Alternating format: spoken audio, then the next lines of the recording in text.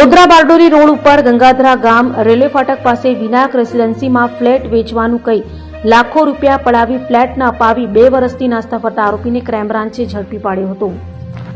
Surat police commissioner Anupamsinh Gehlot તથા અધિક police commissioner crime દ્વારા આગામી સુરત મહાનગરપાલિકાની ચૂંટણીને ધ્યાને લઈ શહેરમાં અનિચ્છનીય ઘટના ન બને